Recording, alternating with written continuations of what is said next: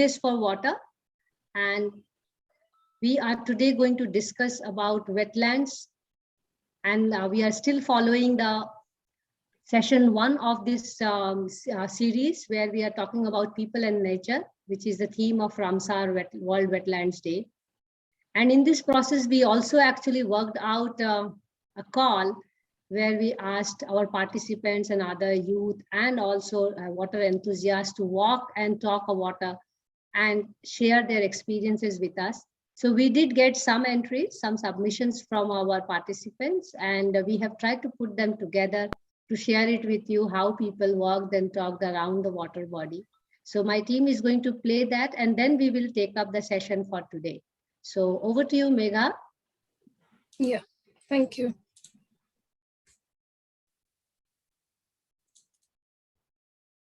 Is my screen visible? Yes. Yes, yes. So this was the invitation that we gave to people to walk their lakes, whichever lake that is close to their house, and they can just tell us their stories of their connection with the lake and talk about it with the people around, with their families, friends. We did get a few entries, obviously starting with Mansee ma'am, who's our evergreen lake enthusiast, who walked, ironically, the Sabarmati lake and not the river. So that is some story that she could add upon later. And we have a few participants that joined her from the Ahmedabad city, with students, with experts, some activists, and we also see some animals joining in the lake walk, which was a dear change to usually just seeing humans. They did notice some animals and birds in the lake, but as I have witnessed and seen some videos of her lake walk, there was a debate or a discussion on the diversity that the lake or the river is supporting right now. So that was her experience. This was by another of our team member, Fauzia ma'am, and I'll just play the video for, is it audible?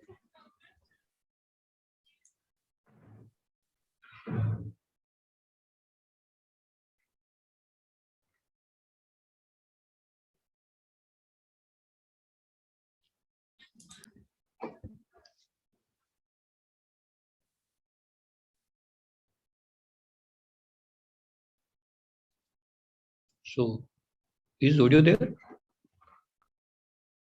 Audio is not coming, huh?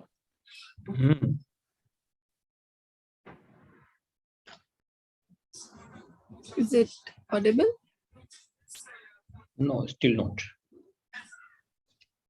Now,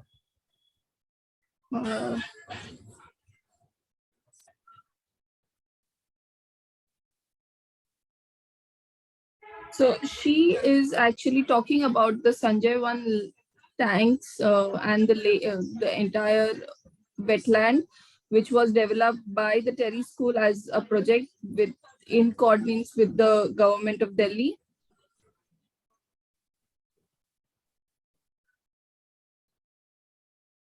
You can see all these videos on our websites, on our social media accounts. So I think the audio, because it's inbuilt, it's not audible on the sharing screen.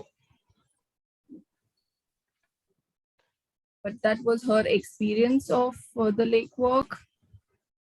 And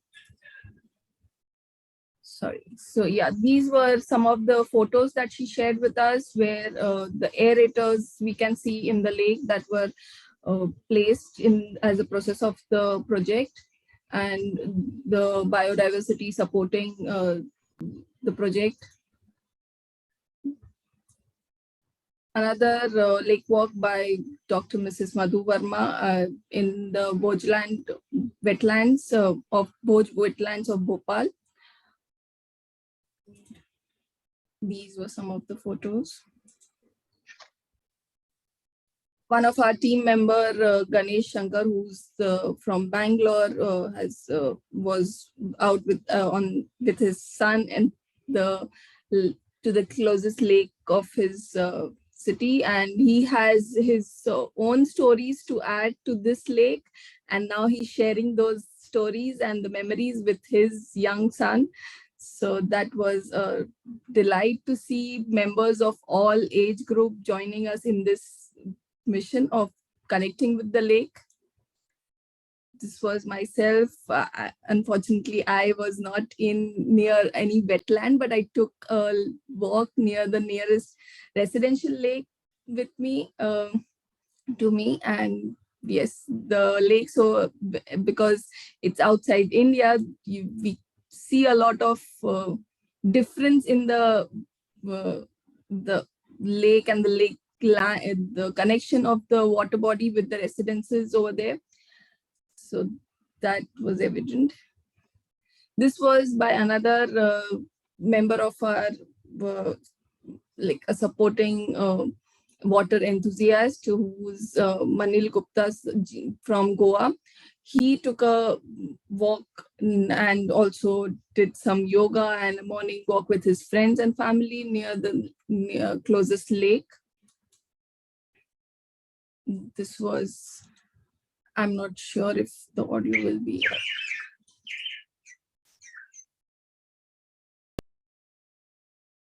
So he's actually using a whistle that is usually made in the voice of the, like you can see this whistle, which is usually used to invite the birds by the traditional, like you can see this practice being a lot done in the Himalayas or the hilly regions actually. And this was by Vasanta, who's also again a team member from Bangalore. She took a lake walk near the Kodaikanal Lake, near her place. And yes, it was a delight to see actually the rough edge of the lake and not it being concretized, so-called developed. This was another talab that our new intern, team member of Wednesdays, Shubhangi Rai, took near the Chitrakut talab in Varanasi. She also did mention some of the activities being taken on the talab edges. I don't think we have the photos of that, but it was good to know that even now people have started getting out of their house after this pandemic, and they are doing all the activities that connect with the people with the lake, which is the theme of the wetlands for this year. And this was by another wiki member, the lake enthusiastic Radhika Kanikati from the Bangalore. I think she has a video, yeah. It doesn't have any audio, it's just the wetland where we can see a lot of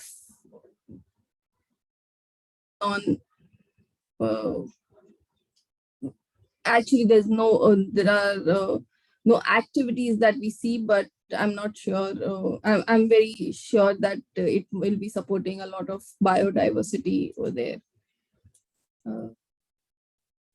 This is from Guwahati by Alka Bhargava. She did send us the photos of Chandubi Whale, and yeah, that's it. We thank all our participants and our institutes to support us in this activity, and we do encourage them to keep doing these activities and it was not to be limited just for the wetland weekend or the month. It can happen all throughout the year, and just keep tagging us and we'll show their entries on our platform, share it with our audience. Thank you. Yeah. Thanks, Megha. And we return to the session today as a part 2 of wetlands management and focusing on people and nature. Those of you who attended last session, you would know that we had Padma Shri Bhalu Mondeji to join us and talk about, his life with wetland, Sirpur Lake particularly. And that part of discussion was more about how a person dedicated his entire life to mentor or parent a water body to keep it in its original form. And also he shared concern that if the young brigade is not so active in the water management or wetland management, how will that be managed in future, knowing that most of the wetlands are getting grabbed as a land management approach. So he shared his life experiences. So that was more, I will say, biography of the water body as well as his biography. But today we are going to have more technical session on the same lines, but focusing on how policy matters in wetlands, how people matter in wetland, and where does biodiversity sit. And you all must be knowing that at this moment, the Biodiversity Amendment Bill is also in place, which is asking for people to give reflections. So on one hand, we have the wetland in itself, and on the other hand, we also need to talk about the life in the wetland. And in that life, people is one of the lives. There are other creatures also, which we call as biodiversity. So we have with us two esteemed speakers today. Dr. Ritesh Kumar from Wetlands International, representing South Asia. He's at this moment the director of Wetlands International, a very well-networked organization, I must say. But apart from the organization, Dr. Ritesh Kumar also holds several accolades in working on the wetlands, working on the biodiversity part of it. And just for some of you maybe knowing, but for others, he is also one of the lead members to write the Wetlands Conservation and Management regulation in the country. So I'll keep it short and put the rest of the bio for all of you in the chat box. So welcome, Ritesh, and I'm really looking forward to learning from you again. I met you some around 9 years ago to show my own PhD work with you. We also have Dr. Anil Mehta from Udaipur, another, I will say we co-mentor each other. And he is at this moment principal and lead researcher and one of the oldest institutions in Rajasthan, Vidya Bhavan Polytechnic, Vidya Bhavan Society. And apart from that, if anybody has gone to Udaipur and if you see all these beautiful lakes, you have to give a major chunk of appreciation to one man who has been always standing with a danda to not only clean the lake, but also to tell all the local authorities what they should be doing and what they should not be doing on these wetlands. I know Anilji for a long time, and we have been exchanging a lot of ideas and what we should do. And we also share our sorrows with each other more often about the way wetlands are taken care. So today, both the speakers are going to have a specific role. So Ritesh is going to talk about more the policy perspective, how wetlands are looked at, what is Ramsar, if you think it is required for people to know, and how that should really bring a change in the way we do wetlands. Anilji will share more from the grounded approach so that you get a good mix of policy to ground implementation and what kind of opportunities and challenges they bring forth. And let me tell you, every Sunday, if you are in Udaipur, if you find a man going around with a danda and with a fork in front, you may actually look around and find Anilji is doing that by the water body. So he is on the move on every Sunday, at least. That is the minimum he does, to go and clean with the community all the lakes around the city. So that's how I actually came to know about him. I later came to know about his literary work. Lot of work amongst these two gentlemen, but then we also have the star of today, our discussant, Vaishnavi Akilla. She is an urban design graduate and who loves to explore cities, particularly from the lens of climate change, social sciences and governance. And but I will say her interest lies in the environmental injustice, both from the ecological and social injustice angle. She is currently a teaching assistant at CEPT University, also guided by me in her thesis. So she is going to raise questions to both Ritesh and Anil. So I first invite Ritesh to talk about the policy perspective and overall perspective on wetlands, people and nature. Thank you, all three of you. And then we are very much looking forward to listening to you. Thank you. Ritesh. Thank you, Mansee. Thank you for nice the introduction, and thank you for having a conversation around wetlands. So the first thing we realize, so we generally say what's in a name, and the term, at least we have used a multitude of terms even in our short span of talking. We talked about a lake, we talked about water bodies, we talked about wetlands. So we'll be reflecting on what does this mean for our wetlands in general. Mansi, you have given me a tall task to talk about policy. I'll be touching on to those, but also sharing my own position on how the future looks like. And this is one of the rare moments that I have to speak to the young and youth. So possibly I'll make best of my time. So the narrative of wetlands was incidentally set by hunters and people who were interested in birds. These are not habitat people. So we borrowed it from Europe, from North America, on a journey which was more concerning about why the water birds were disappearing. And they said, oh my God, where do we go on hunting next if the water birds don't come? So let's talk about where are they coming from. And then arose the concern on wetlands. So it has a history which was not ideally connected with people. And the narrative today also, the Space Application Center released an atlas yesterday on World Wetlands Day, which does confirm our hunch that wetlands have been degrading even as we speak. And the degradation, we have been creating more wetlands, so there are more human-made wetlands, but the natural wetlands are at peril. What does this loss mean? So in 90s, when I began my work, early 90s, the crisis was very species driven. So when Siberian crane stopped coming to Rajasthan, it made headlines in newspaper.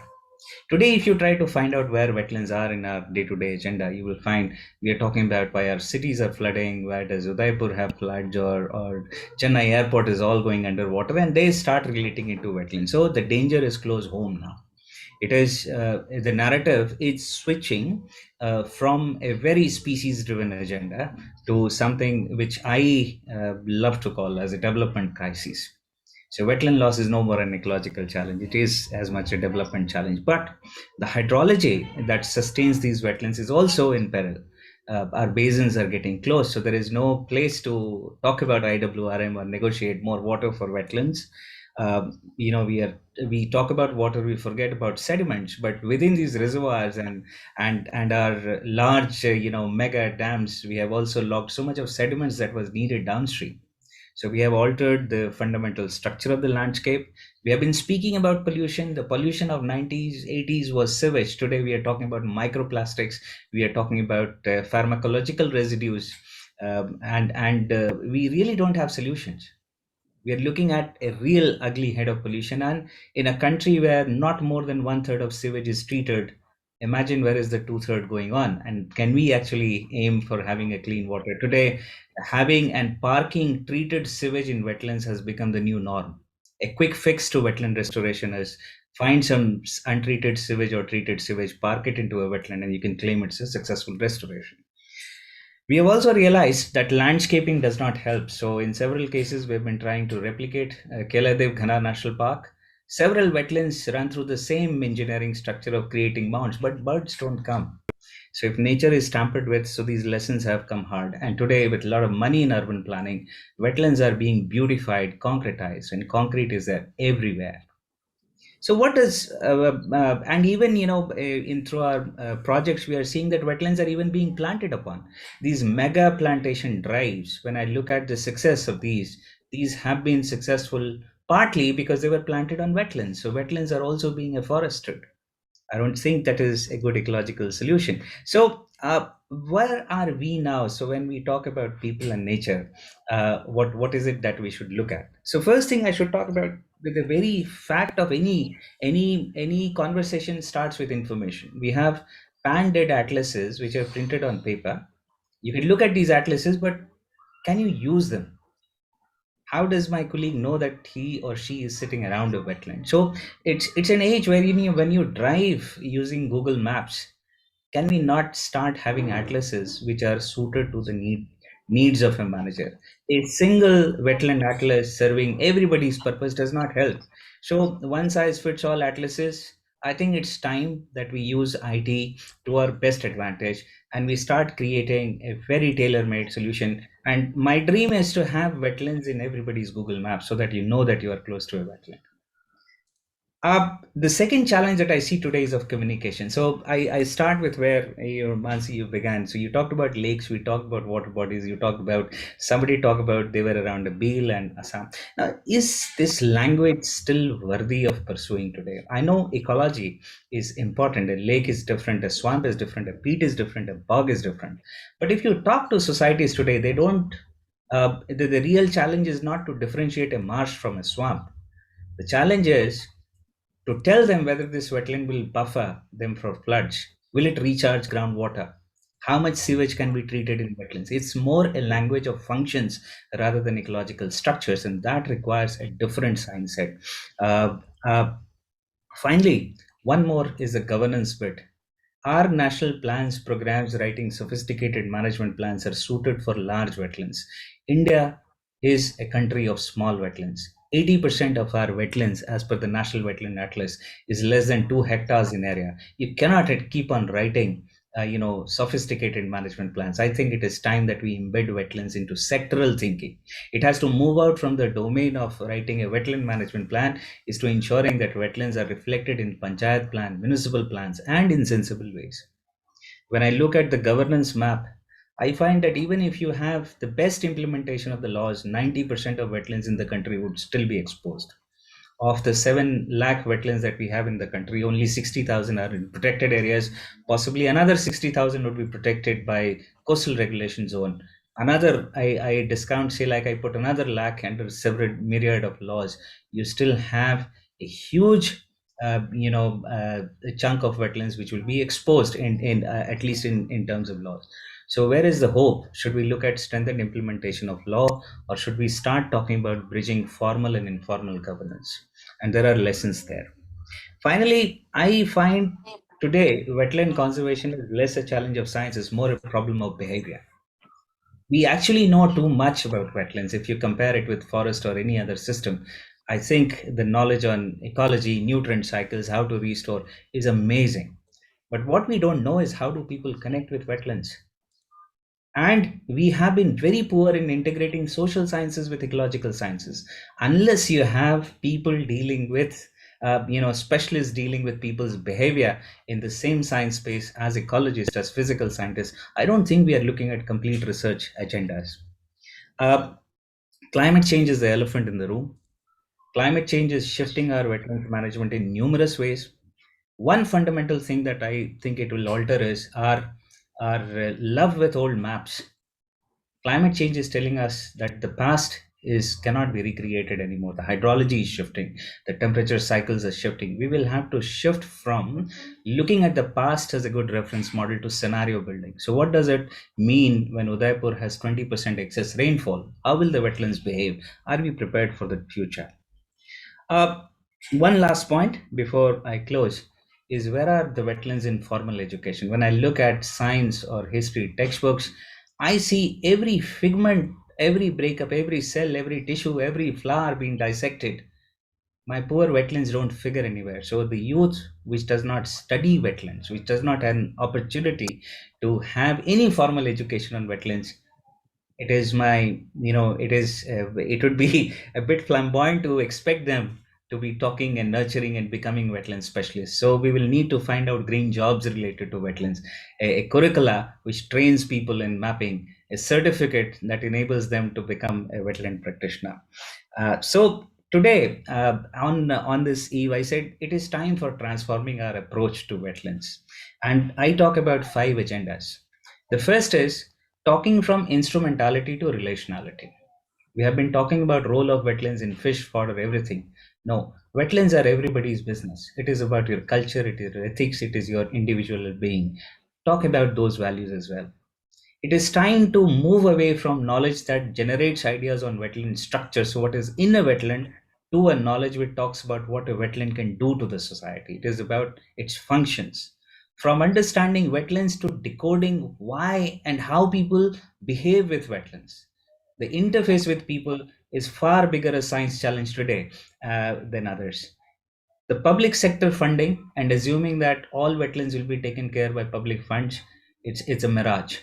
So we will have to talk about development convergence, and from the idea of a wetland manager to all of society approach. Wetlands are everybody's business. Every drop of water that you drink today is credit to a healthy functional wetlands. We will have to make wetlands everybody's business.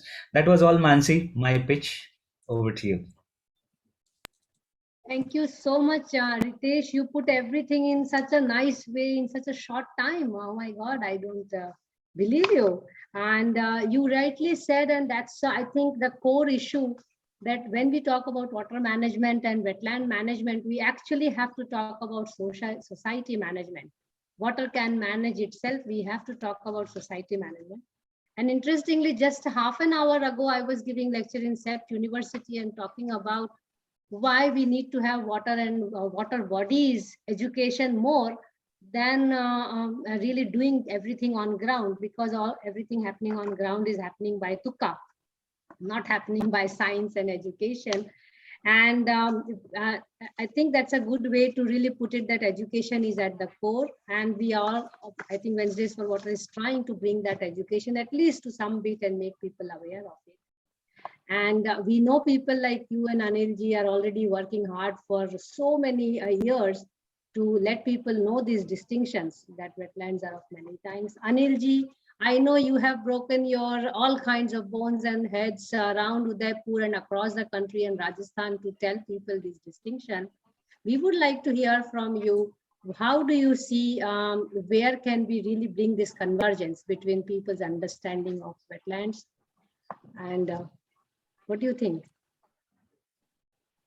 So I think I should first share the presentation. So I would like to raise some of the concerns which are not just local, but I think they are about around the country. So let me try to share the presentation. I think I would be able to do that. Is my screen visible? Yes. Yes. So let me go to how to do it. Just a minute. I think I would be able I will recommend you to put the PowerPoint in your screen first. Yes, visible. Yeah. Then wait. Slideshow. So is that visible? Yeah. Am I audible? Yeah. Yes. So thank you very much. Good evening and happy chocolate day to all my young friends. Thank you, Mansee ji, Vishal, Shubhangi, Vaishnavi, Megha, for inviting me to this lecture, this program. It's really a, great pleasure and privilege to speak in presence of none other than Dr. Ritesh, who is the international authority and he has worked with the books. In today's session, I would like to raise, as I said, some of the concerns related to the wetlands of the country. Some of these, concerns have already been raised by Dr. Ritesh, and I would, try to articulate that concerns through my experience at Udaipur. For long, Mansee ji, we are, advocating and trying to get this whole Udaipur wetland complex, lake complex, first need to be notified and then to be included as Ramsar wetlands. So what is this? Udaipur wetlands, Udaipur wetland complex. So Udaipur is, topographically very important. It is located on Great Indian Watershed. There are three basins. I will show in next slide. This blue portion which you are seeing is the part of one of the sub-basin of Udaipur, and we call it a Upper Beds Basin. It's a saucer-shaped valley, and it has world-famous lakes like Pichola, Fateh Sagar, Badi, Uday Sagar. So as I said, I mean, there are three major basins, sub-basins you can say. Sabarmati and Mahi, they drain to Arabian Sea, and Banas, which drains to Bay of Bengal.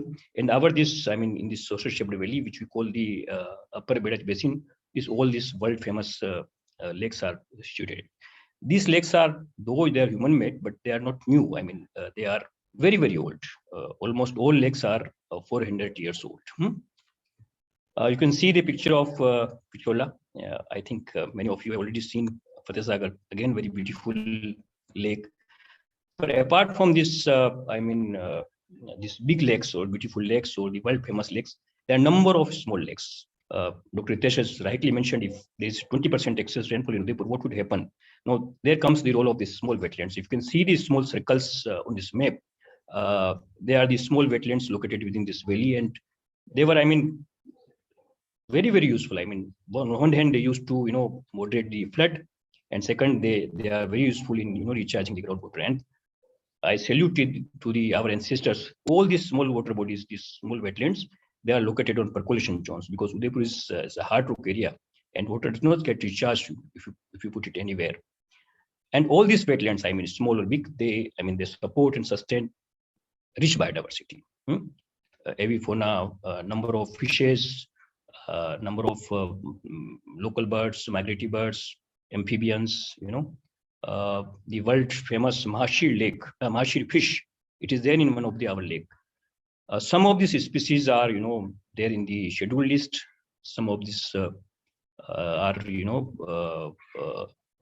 endangered species. So despite being so important, biological hotspot, despite being so ecologically important, why the Udaipur Lake Complex or Wetland Complex not included in the wetland notification? And this, I mean, what I'm showing is the draft, a very beautiful draft, a guiding draft prepared by Dr. Ritesh.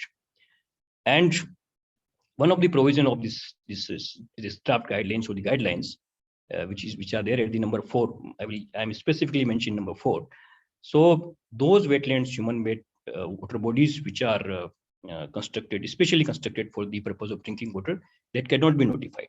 Now, using this term, right, the authorities in the Udaipur or in the Rajasthan are not allowing Udaipur lakes or Udaipur wetland complex to be included in this wetland notification. The fact is that all these lakes are 400 years old. They have not been constructed, developed as drinking water source. For more than 300 years, they were not in use as drinking water source. It is after 1967 that we started using this, and we reserve this water of the lakes for drinking. So how manipulation is done by the authorities? And I doubt that it would be happening throughout the country. They are selecting the wetlands which are not in the urban area, which are not having any, the tourism potential, which are not having any urbanization potential. So if they are located remotely in some villages, they are finding that wetlands to be notified. One more interesting fact about Udaipur, why the Udaipur lake complex is not included in national, this notification. And Ritesh has done a lot of study on it. What I'm showing in the right side of this slide, the birds avifauna. This is from the report prepared by Dr. Ritesh from Uday Sagar Lake. A very interesting fact about Uday Sagar. There's an island. You can see a red square or rectangle in a map. And there's now there is a big hotel complex there, and they started developing this hotel complex. We objected it. We went in High Court, got the order of demolition, and then the hotelier went to the Supreme Court, right?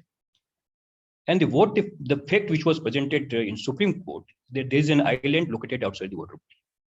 Now, a student of class 3 or class 2 can say that island can never be outside the water body, right? But that was accepted. And I'm categorically saying that the bench headed by Justice Chamleshwar, who cleared all permissions for this hotel, and even contradicted the judgment given by the bench of Justice Madan Lokure, right? Madan Lokure ordered for the conservation of all the wetlands that are there in the wetland atlas, right? And I'm still in the Supreme Court as Seal Sanction Committee, and it is still not taken up for the review. But what I doubt that this is very detrimental, and if this is happening, that by the Supreme Court, permission, right, the wetland is being destroyed. Dr. Ritesh has done a wonderful work. He, along with Professor Vashnavi and Dr. Dalwani, prepared a biodiversity report of this Udaipur lake and this island, and they have very categorically mentioned that how this would be very, very detrimental for the Udaipur wetland. One more thing, I mean, this is for the attention of Dr. Ritesh and all of you, and I doubt that this also would be happening throughout the country. See, Udaipur lakes are covered in the National Lake Conservation Plan. Actually, we prepared as citizens, we prepared this plan, and then we talked to the Prime Minister and everyone, and we also went into court, and somehow we got these lakes, included in the National Lake Conservation Plan. So again, therefore, there's one suggestion or it's a guideline in the draft of this NLCP that lakes should be marked. The boundary should be marked at full tank level. Now, using this criteria, Udaipur lakes are not at full tank level. Udaipur lakes having submergence at maximum water level. So, what is the difference between maximum water level and full tank level? So, when water is at brim of the dam or the embankment, we call it a full tank level, and submergence is known as the submergence at full tank level. When water overflows, so there is extra sheet of water, and then there is a spread is more. We call it the submergence at MWL. So by using this criteria under National Lake Conservation Plan, the lakes have been reduced by 30 to 40%. And I doubt this would be happening throughout the country.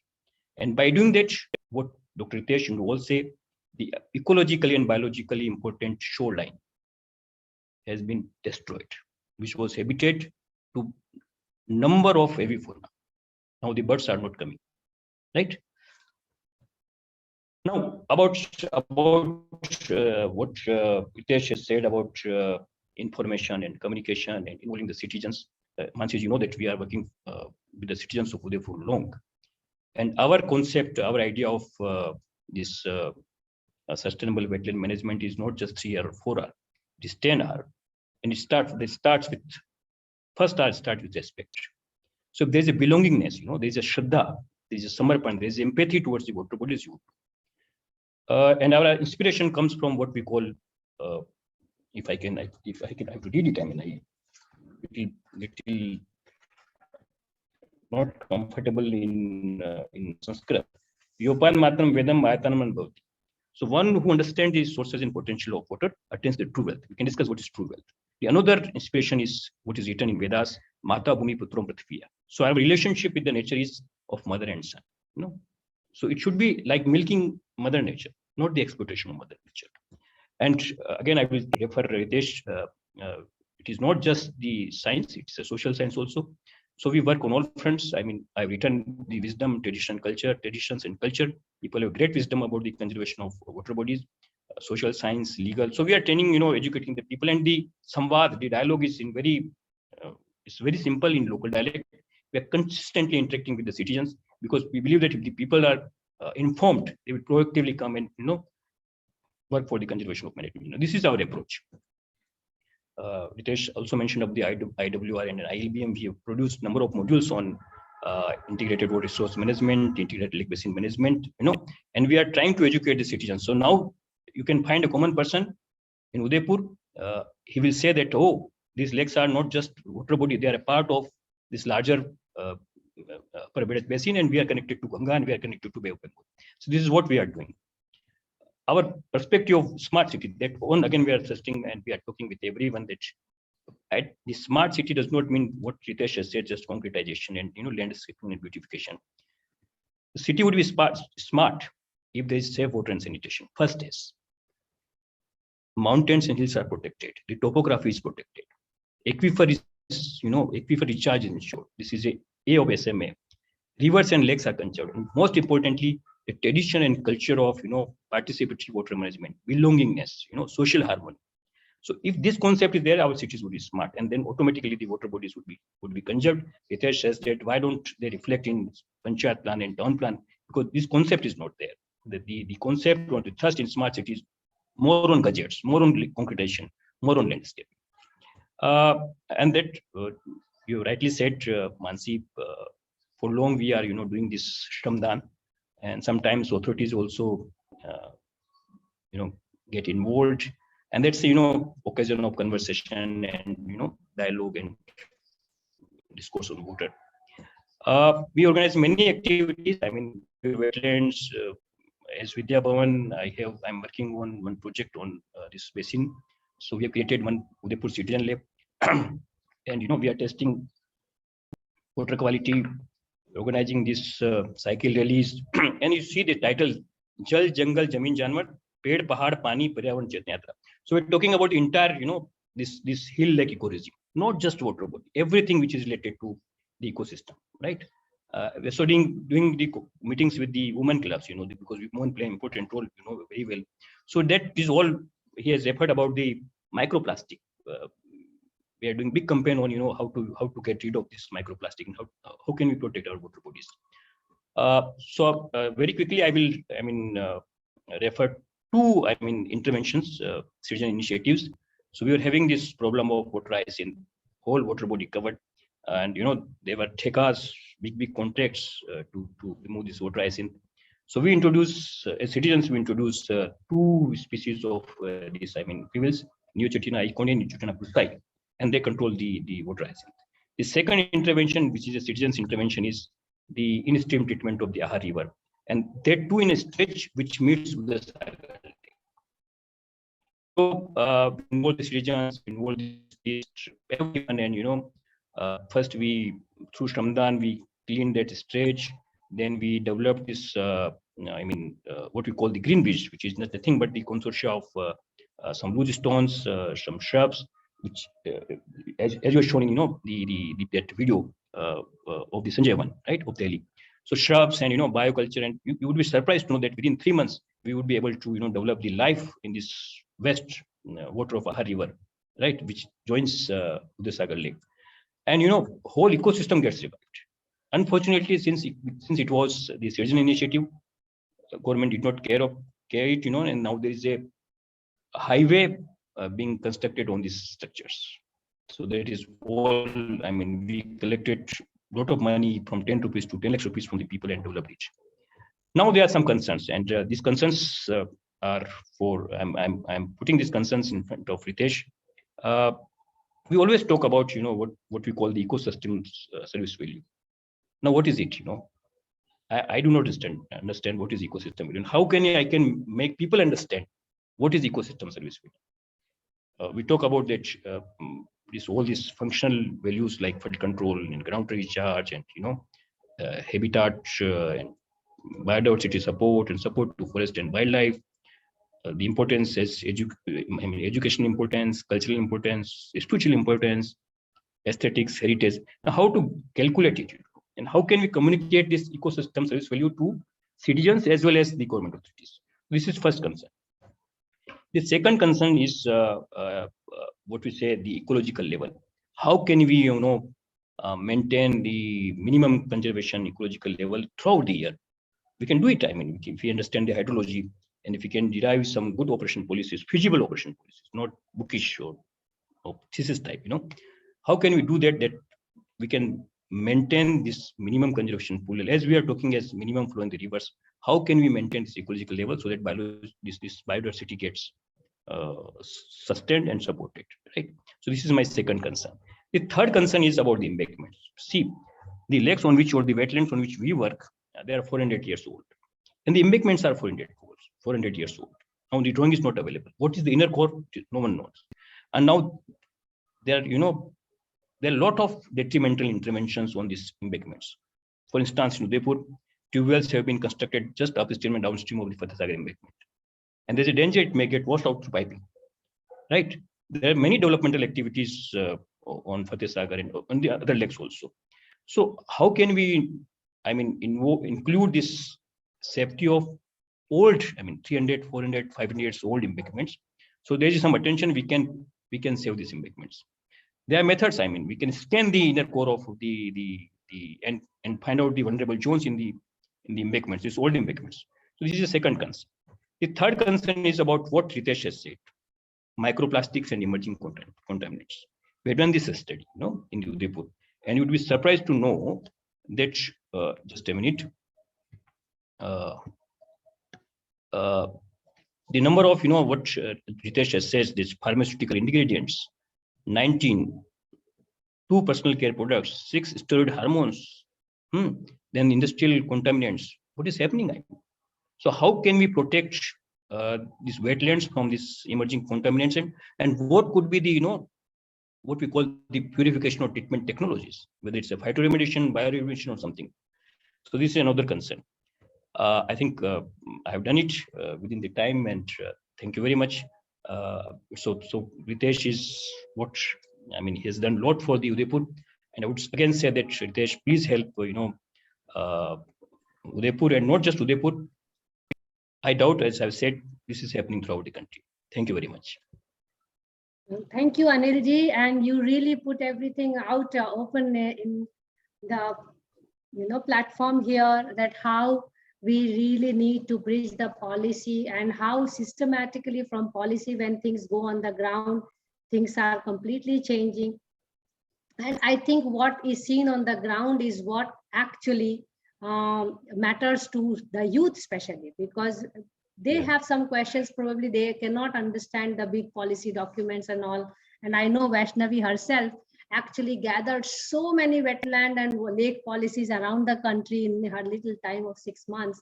And I'm sure she has questions, because she was seeing on one hand what's written in the policy, very good words, and what is there on the ground, which was her primary field work. So I'm sure she is ready with all her questions and charged. Over to you, Vaishnavi. Go and ask these gentlemen what you have your questions. Yes, thank you so much. Thank you, Ritesh sir and Anil sir, for all of these insights. And it was really great to see both different kinds of perspectives and learnings from both the presentations. So firstly, I would really like to ask Ritesh sir about, so I was going through, this is my assumption and observation, which I found. So these policy documents, especially if you see the CRZ, and there's this all CRZ amendments that have taken place throughout the time, CRZ 1, 2, 3, 4.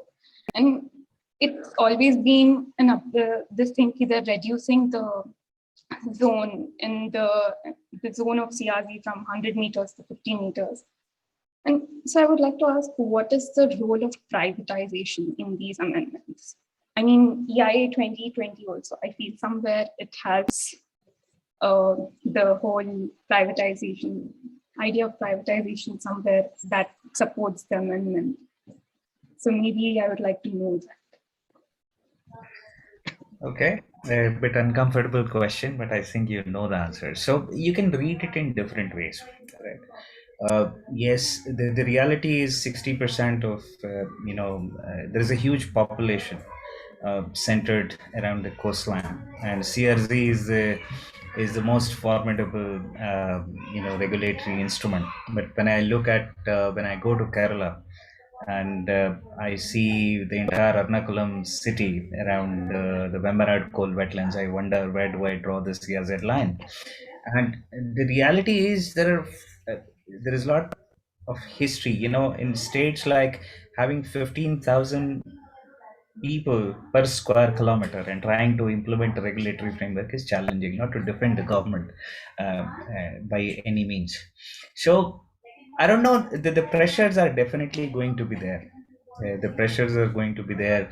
Privatization, you have Sagarmala, you have port development ambition, you even if you don't regulate the shoreline, you control all the fresh water on the hills on the top of Western Ghats, you still end up contaminating and converting wetlands. So yes, we are living in times of immense stress, and it would have greatly helped if the laws at least would have favored ecology rather than taking a development ecology balance. So that's where we are. Okay, thank you. Sorry for the thing. No, thank you so much. fair. Yes. So both of you at one point, you talked about the idea of education, citizen participation, and awareness. So where do you think our schools stand at this point and should move while we talk about children and their understanding about wetlands, because it's like the future where we are going to live. And now at this point, our lakes and wetlands are in a state where they cannot maybe favor the cities in like the next 10 years. It could be the population is starving for and through water and food maybe. So I'll give my inputs. My understanding is the fundamental thing where you start in class 3 or class 4 is about the water cycle. And you have a simple diagram that water here, it evaporates in the clouds and then the rains come. What we don't realize that any time water touches the surface of earth, it will pass through a wetland. And I think that's the beginning point. When I normally on my weekends I teach students out of my passion, my hobby, and especially students who have difficulty in science. And I realize that they know everything from tissues to cells to flowers to the reproduction behavior, propagation behavior, but they fundamentally don't realize how does it integrate together. So what does it mean for water supply? What does it mean for your tap, and how is it connected to nature? How do we realize how do we know that a person sitting in Delhi is actually trying to reach out to glaciers in Himalayas to have water come into his house? So these disconnects need to be bridged, and I think you have, most of the schools have EVS, environmental science. There is a space for including a chapter on wetlands and the language. The language that lakes and wetlands in 60s and 70s when this science developed, yes, ecologically wetlands were considered distinct to lakes, but when Ramsar Convention come in, there was a general global agreement that wetland would be a connotation for all sorts of aquatic ecosystems including lakes. But this language fails to stick because it is there sitting in the convention. We still talk about lakes, ponds, marshes, tanks, and whatnots. And this confounds that. Should I talk to a wetland specialist? Should I talk to lake specialist? Should I talk to a mangrove specialist? Should I talk to somebody else, peatland specialist? So we are fragmenting it day by day. And I think it is high time that our school textbooks, at least class 5 onwards, there is sufficient scope to bring wetlands in different levels of specialization. We are also working with a couple of universities in developing university credit courses. Might be edX could offer a course which engineers could take for 4 credits or so. So we are working in that direction, but there is definitely huge scope for making people connect to wetlands.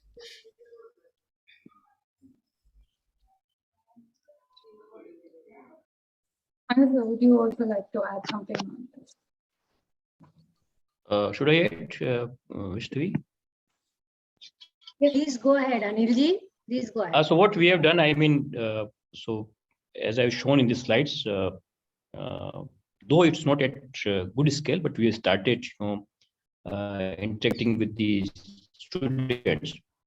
And at country level, I'm associated with one organization, Paryavan Sanrakshan Gatividi. We started what we call the social internship program. So this is for the college youth, university youth. This is for the school children. This is for the housewives, right? And it is divided in 2 parts. One is the soft training, which is about the communication skills and writing and team building, etc. And the second part is what we call the hard skills, which is not exactly hard skills, about the water conservation, about the wetlands, about the afforestation, about the biodiversity, and that we are doing throughout the country. And we are doing it for last 1 year. I mean, every month we conduct a course. Now earlier it was of 1 month. Now because the applications are more, so we have reduced it to the 15 days. So I believe that what Ritesh has said, that people still cannot distinguish between wetland and lakes. See, when in Udaipur, I can remember it was in 2003 or 4 when I submitted a memorandum to the government that Udaipur should be notified as the wetlands. So a committee was constituted. I was there as one of the member, and there were big people of the stature of vice chancellors and engineers, and they raised the question. I mean, we do not accept this as a wetlands. Wetlands are different. See, this is the level of education, right? So then I have to show that the literature, this Ramsar Convention literature, that these are the wetlands. So you are very right, Dr. Ritesh.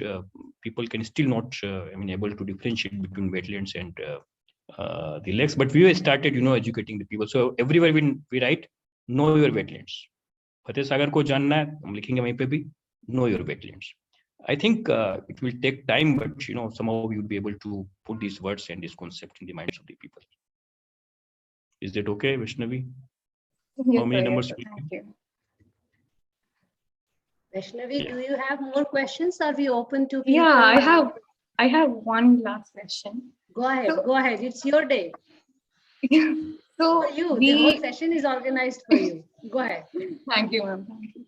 So we talk about how everyone in the city should know about their wetlands, should know about their surroundings, everything. But again, the access to education is also a very privileged thing at this point.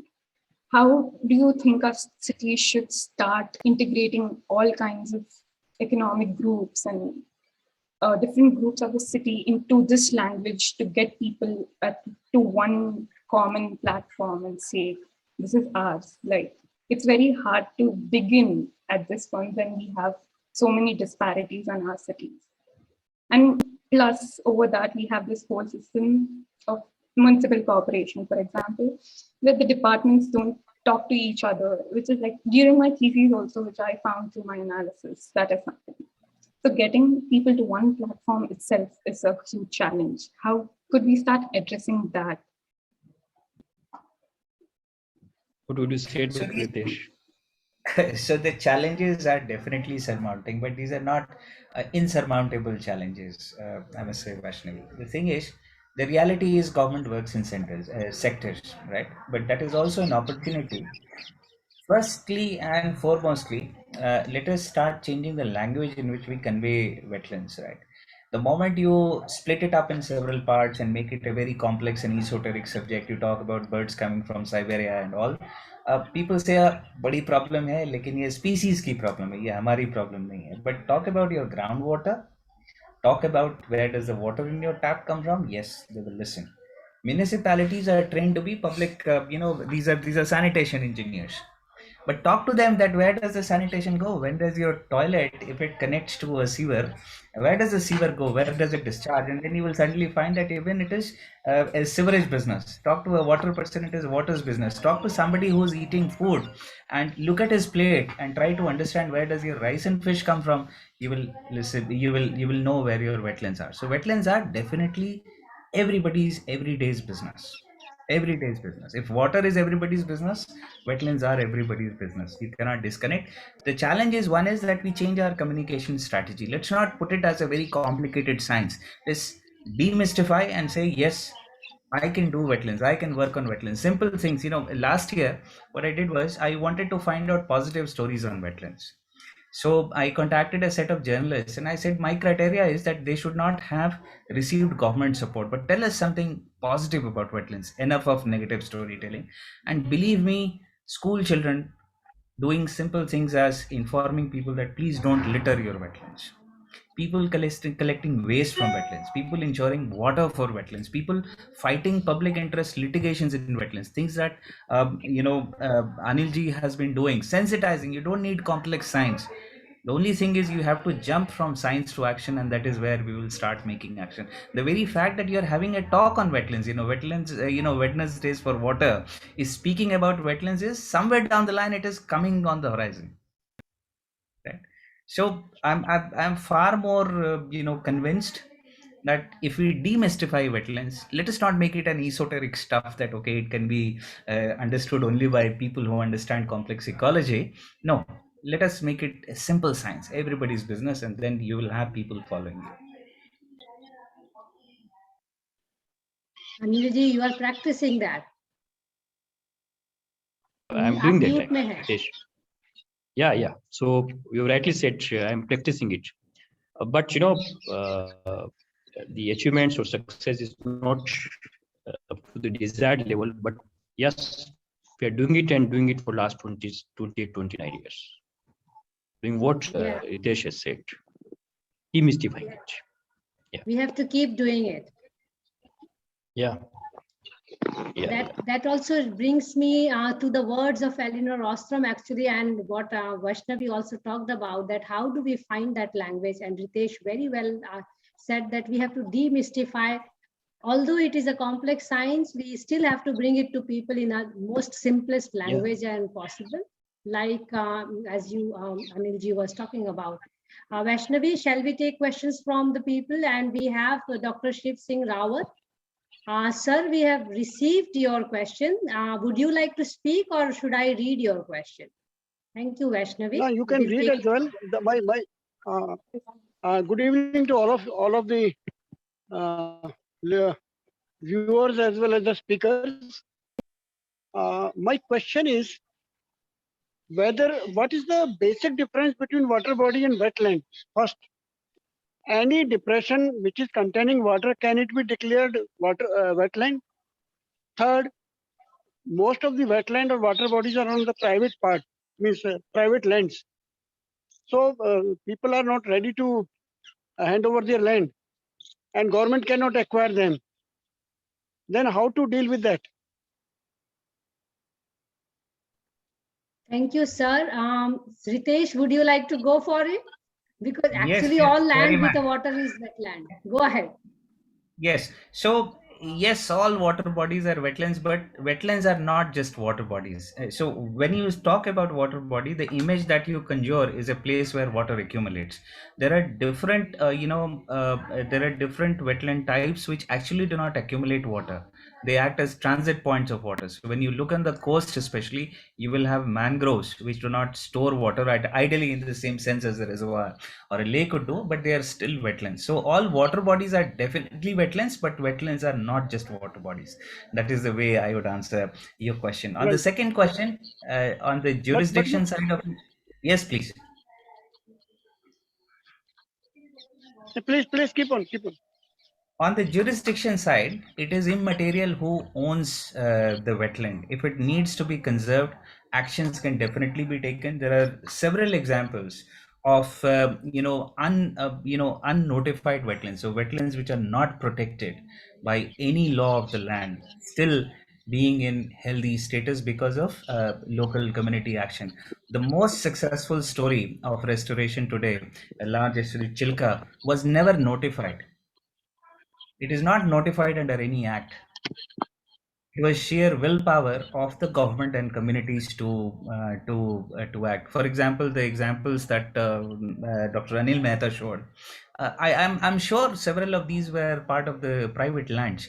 So it is on us. How do we motivate people to conserve, and what actions can we take beyond the wetland to ensure that water regimes are intact? If the water regimes are intact, it is immaterial whether the wetland is on private or sarkari land. Wetland will be healthy. But if you kill a wetland, even if it is on the sarkari, if you kill the inflows, alter the outflows, that is the best way to kill a wetland, even if you are not doing anything inside the wetland.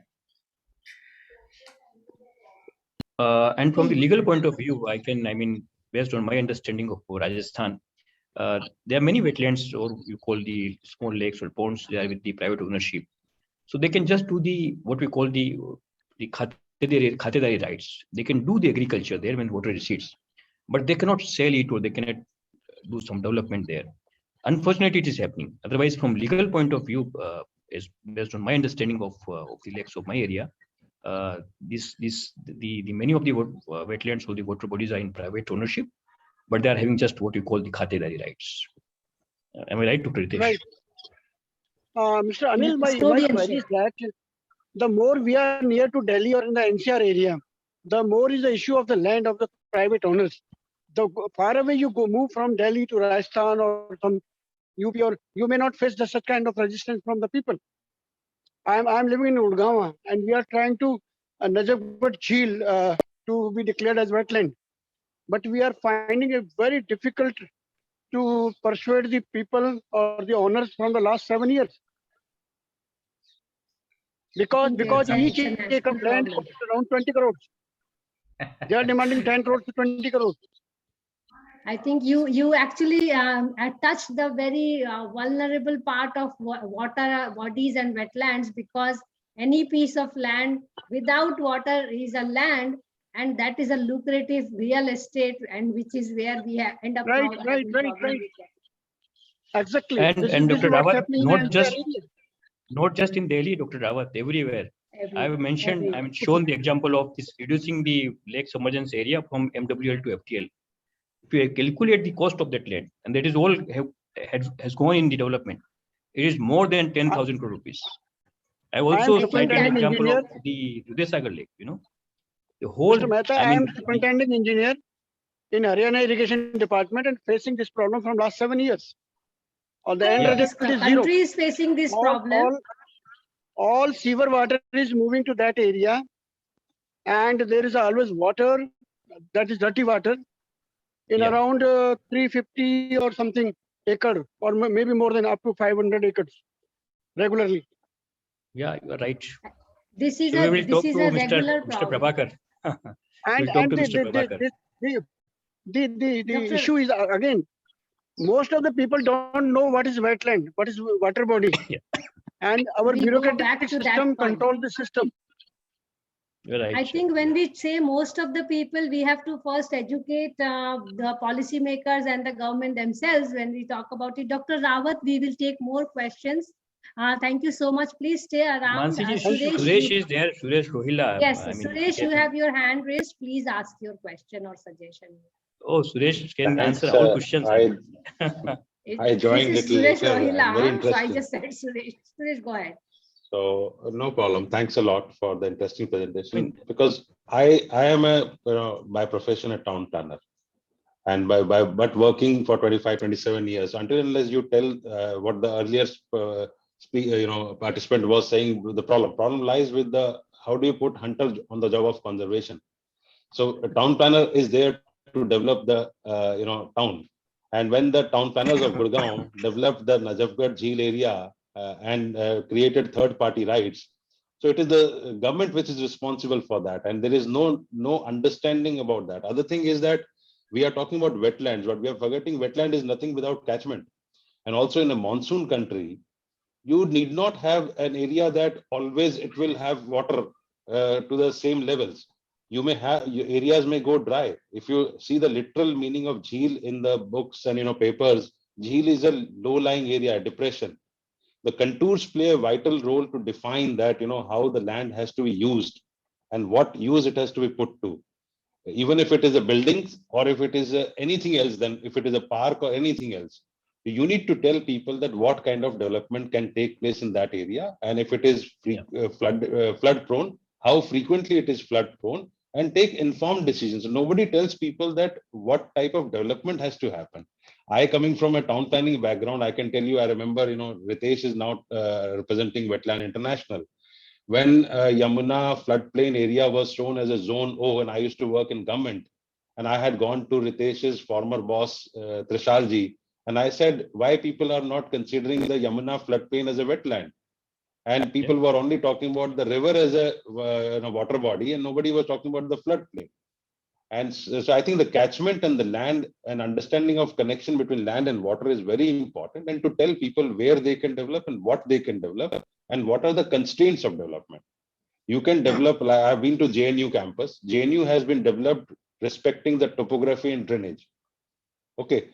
We can develop still areas respecting, and there are certain constraints to development. I wanted to just say that, Mansee, on that, because nobody knows where to develop. Everybody says, yahan bhi mat karo, wahan bhi mat karo, pahad pe bhi mat banao, kyunki wo Aravali offshoots hai, nadi mein ke kinare mat banao, kyunki wahan par wo catchment hai. Kaise banana hai, kya banana hai, aur kahan tak develop karna hai, wo koi nahi batata. And now Gurgaon is a classic example. Now, if you really want, I can tell you that go into the land record. Who gave the ownership of these, the Jheel area, which had a particular contour? Historical records show that it is the irrigation department responsible, which converted this third-party rights. If you go into the land consolidation process, you'll find, but who all will you book? Each and every person is involved in this, monetization of the land, which used to flood only very once in 10 years, once in 20 years, slowly. Because for example, Najafgarh Jheel is a classic example. If you look at the historical records, there is no channel which brings water. It is a sheet flow of water which comes in once in 50 years, but remaining years, there are only some small seasonal streams which bring water to this place. But people had to be told that they live in a flood prone area, which will happen once in 50 years, once in 100 years, you will get flooded. In the courts, people are submitting affidavits and we are fighting on papers. That has no meaning to us, frankly. I was also listening to the CRZ definition. What does that number mean, that 500 meter? I also know the system software which say modeling, and they create kind of a semi-arc thing saying that this is the area which is done through modeling. इसके beyond एक metre आगे चले गए तो वो safe है, और ये 1 मीटर इधर हो तो आप unsafe है. These are all numbers which somebody who doesn't understand ecology has created. All the modeling exercises, they have to be seen from numbers have to be seen from environmental point of view. I'll stop here, Mansee. Yeah. And Anilji, thanks for a good presentation. And Suresh, how these numbers are manipulated. So there was one provision that can I speak? So there's one provision that yeah, please. Yeah, that कि भाई बांध से embankment से तालाब से 200 metre तक की दूरी तक कुछ नहीं हो सकता है. तो उन्होंने डाउन स्ट्रीम में या नहीं नाप के उसको डैम के अप स्ट्रीम में with in the water body नाप लिया कि भाई ये जो जगह है ना 200 नहीं 300 मीटर है. एंड जिस पे ऊपर रितेश ने काम किया, उदय सागर में जो टापू है, उन्होंने उसको वर्टिकल प्लेन में नाप लिया कि टापू का 2 हेक्टेयर हिस्सा जब झील पूरी भर जाती है तो बाहर रहता है, इसलिए झील से बाहर है. See how they are playing with the numbers. But this is done by educated people. That's my concern. That is my concern, and that brings to the point. It is done by professionals like us, and that brings to the point where we started today. Ritesh talked about it. You talked about it. Vaishnavi asked questions. कि जब पढ़ाते ही नहीं है architecture planning में इधर उधर, तो how will they understand that this is required. We go with administrative boundary. And specially आपने जो कहा ना कि जो पढ़ लिख जाते हैं उनको पता पड़ जाता है मैनिपुलेट कैसे करना है, तो वो मैनिपुलेट कर जाते हैं. Absolutely. ये हो रहा है. We know how to read laws. We also know how to not read laws, or I will say manipulate in a different way. Let us take some more questions on the topic today. Thank you, Suresh. Is there anyone who would like to ask question to the speakers or to the discussant or have a general suggestion for the topic? Okay. I don't see any hand raised or nothing in the chat box. Fawzia, would you like to ask a question? Vibhu has raised hand, and then maybe Fawzia, and also you will declare the next session because you are going to host it. Vibhu, over to you. Yeah. Thank you.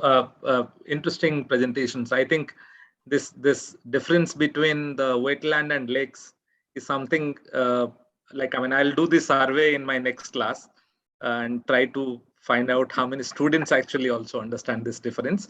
I never thought that I somehow knew the Please difference in any way this, but I'll do that. Yeah, so that this is really interesting thing, and we need to do similar surveys in different places as well whenever we are having any participants or having an event, just to create that, make people think that this there is a difference and we need to understand that. So that's very interesting. Yeah, so this is Ritesh's response to Vaishnavi's question regarding we need to have also chapters on wetlands. So something which I think I do not know whether I got it correctly or I do not know whether I got it correctly. See, whenever we were talking to people who are working on tigers, they think, okay, there should be chapters on tigers. Those people who are working on lakes, they also want chapters to be on lakes, those who work in wetlands. So that is something which is actually, again, we are missing that whole picture. I think I liked what you said, that in the water cycle, that every drop of water that flows to ocean or the river, that passes through the wetland. So that something gives us a picture. Other day, I think some other person was telling, for instance, when we think about the map, we don't see the globe or the representation. We don't see the nature anywhere, which actually the life system that exists in this. That's something also we need to do. So how should we see? I think whether we should actually focus on these specific things like wetlands, lakes, or we try to push this idea that okay, things are we need to see things from a holistic perspective. Thank you, Interesting. Vibhuji. Ritesh, go ahead. I'll tell you where I come from. So I was trained as an economist, and I got this job in Wetlands International without any formal even knowledge of definition. So where did I receive my education from? So the only formal education that I've ever received, and I have a certificate of that, is of a training course that we were inducted in Australia for two weeks, and that's it. Everything else is on job. So today, if wetlands are disappearing and you don't create a skill set which is prepared to assess, diagnose it, I think we are having an education system which is not responding to the crisis at hand, right? So we do need. So how do we do it? I think educators will have a better say, but I understand. Start from simple things as water cycle, carbon cycle, things that core concepts, and but at the level of graduation or post graduation, somebody who wants to build a career in wetlands should have sufficient skill sets on how to research a wetland, how to create a boundary on wetlands, how to write a management plan, how do you do a social engagement plan. These could be electives. Not everybody needs to become a wetlander, but at least they should be sensitive to what a wetland is. And today, the entire education system, there is not a single department on wetlands. Only Barkatullah University now has a department of limnology. Departments of limnologies are dying. Geography departments, they are still active on wetlands, but peripherally. So if you don't teach wetlands, you will have people like us, throwing, arrows in the dark and trying to decode our own sciences and languages. You really touched the way I also looked at it. Thank you, Bibu. Today I was lecturing at SEPT University and I asked a very simple question. How do you differentiate between water and water body? Students could not make that distinction. Because so Bibu, to just add to what Ritesh was saying, when we talk about water management, unfortunately, the whole focus goes on the water supply, so it's very anthropocentric way of looking at it. The ecosystem stays away. And that's where I think both the speakers point today that I'm not saying wetland, but water body itself requires to be taught. And then you have the typology of water body. So we go to Sfozia. I will keep you on hold and take Vishal first because I would like you to conclude today. Is that okay? Absolutely. I think you must. Yeah. Vishal, over to you. Yeah. Okay. So very brief. So, my question to Ritesh and also to Mr. Anil Mehta. See, we've spoken a lot about, the hydrological cycle, the structures, the engineering dimensions. But are there also important knowledge gaps in the analysis of people's relationship with the wetlands, like the institutions, the norms, the practices, the kind of values, that people assign to wetlands, and like small things like the rules of appropriation, how wetlands are to be used as commons by a number of people. So that was one. Second is that, from a social science perspective, from a governance perspective, institutions perspective, are there ways in which academics can partner or support the kind of work that, for instance, Wetlands International is doing in terms of knowledge support or, providing, inputs into the policy advocacy process, etc. So those are my observations. Ritesh? My biggest dismay has been the fact that social scientists or people who deal with people, sciences which deal with people, have been on the fringes of wetland science. So when I started working with Convention, they were talking about a model of wetland which never had people in it. And I said, this is not my wetland.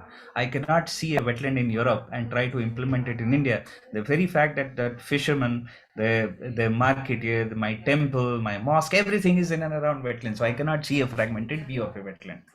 So it is important. And I think today the crisis of wetland is not a crisis of science. We know enough to act. It is a crisis of governance. We don't know how to take decisions, and decisions which can accommodate risks, yet you need to act in an uncertain environment. And I think unless political scientists, unless historians, unless anthropologists get into the skin of the problem, I don't see my wetlands wetland science is actually responding. These esoteric numbers, complex models, good for IPCC reports. But the fact is, today you have a patta inside a wetland. You have to deal with a farmer who has to marry off his daughter by selling off this land. This is the real practical challenge that I deal with. And I'll once again go back to Suresh's, if there was ever a way to highlight somebody's statement, we need to move away from what is a wetland and the intricacies of the cycles and complex biogeochemical cycles. Important, but we need to tell others what can you do and what you should not do. Tell a town planner how should he behave. And this language will not come from an engineer. It will come from a social sciences person, behavioral sciences person. Get them on board. I have started doing it, and Vishal, I think you and I were, co-investigators in IDRC project. We need to find out more opportunities, Vishal. It would be a pleasure of working with social scientists. I'm myself from social sciences background, so I understand the value that I bring on board, and I value that others can bring on board as well. Thank Or you, maybe Ritesh. I would like to add, Vishal, Please just add. Yes. how we introduce water to our children. H2O. So we need to go beyond this definition of H2O. How do we introduce these wetlands? Tanks, reservoirs, So Ritesh has very rightly said, we need to change the lens, right? जिसको मैं कई बार कहता हूँ कि what is our perspective of looking towards the water and water bodies, just as a commodity, just as a means for agricultural production, just as two or something more, So that we need to change. That is what I would like to say, Vishal. And Anilji, at the risk of being slightly controversial, I'll say drop the word wetlands, this English word, find out our own Indianized, localized name for a wetland. हमारे संस्कृत में word है Anoop, incomparable. That is how wetlands are referred. Start using it. That will Pratibha Patil ji ne eyes of the world bola tha. And I may interrupt you, Ritesh. When I was reading about the water wisdom of the country, in every agroclimatic zone of the country, they are having wetlands and they call it with different name, right?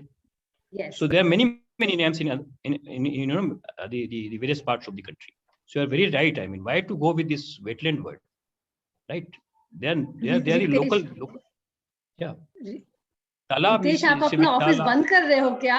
Wetlands international कुछ positive होता है अगर उससे तो जरूर कर दूंगा. No, I'm just joking because you're saying Ritesh अपने ऑफिस का नाम बदल देंगे. No, on a lighter note, I made that point, but I think it is very important to keep this in mind that when we talk about water, we are also talking about the water bodies, where we are naming it as wetlands. And actually, Government of India has put all the names region-wise, how they are called, based on the depth, based on the form, based on the dialect. It is there already documented very well. But if it is not taught, like I was mentioning about architecture and planning, where I teach often, if it is not taught at all, how are we going to really change the way those who are deciding and implementing, that they are going to change their heart and mind? First, it has to be taught. So that's why we are trying to teach, and governance is at the nail of it. Over to you, Fawzia. Thank you very much, Mansee. Many thanks, Ritesh and Anilji. I think brilliant presentation, lot of learning.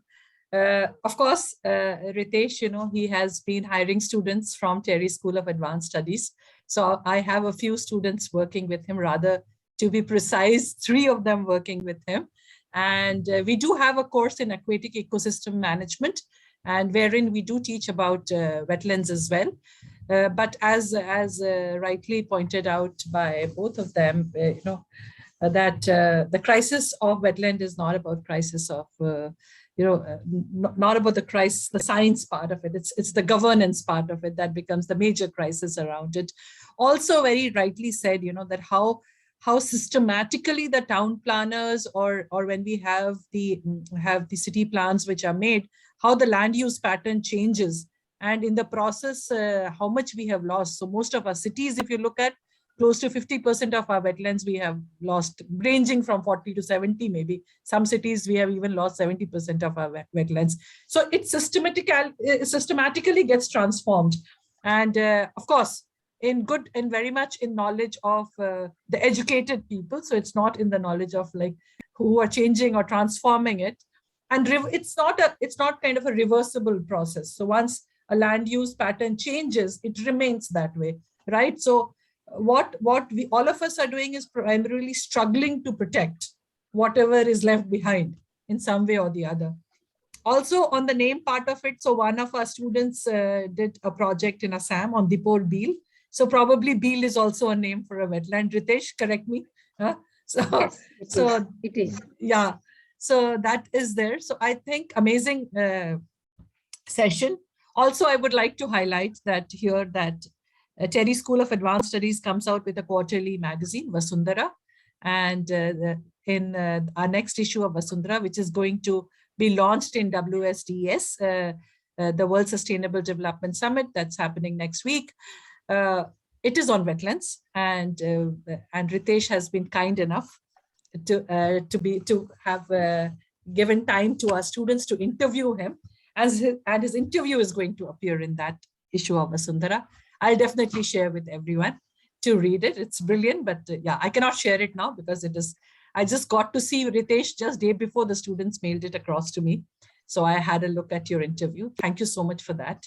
And the more we are expanding through Wednesdays for Water, the more we are getting ideas about people whom we can really get on to learn from. So many thanks to everyone, to all the participants who have joined. Our next session next week, Wednesdays for Water, is on the deepening water crisis in the Indian Himalayan region. So from wetlands to the mountains, we are moving. And we invite all of you to join us for that session as well. And then moving on, I think we are moving on to then the World Water Days theme, and then we move to groundwater and other issues around the theme related to the World Water Day. But many thanks everyone for joining today. And we look forward to all of you in our upcoming Wednesdays for Water. Thanks. Thank you, Fauzia. And thank you, Anilji, for joining us today and taking time for us. Thank you, Ritesh, for really taking time for us and talking about some robust requirements in the water education. And our sweet Vaishnavi for asking some uncomfortable questions to our speakers, which is the very purpose of Wednesdays for Water, to empower the youth to learn to not only ask questions, but also get a platform along with esteemed speakers and experts in the field. So we really look forward to having you again and again. We completed today 40 sessions of Wednesdays for Water, and we are very proud of it. We really want to see you again. Please take care of yourself and see you next week and the week after. Bye-bye. Thank you. Thank you, Mansee ji and Bye. team for, Thank you, everyone. Thanks. Thank you, ma'am.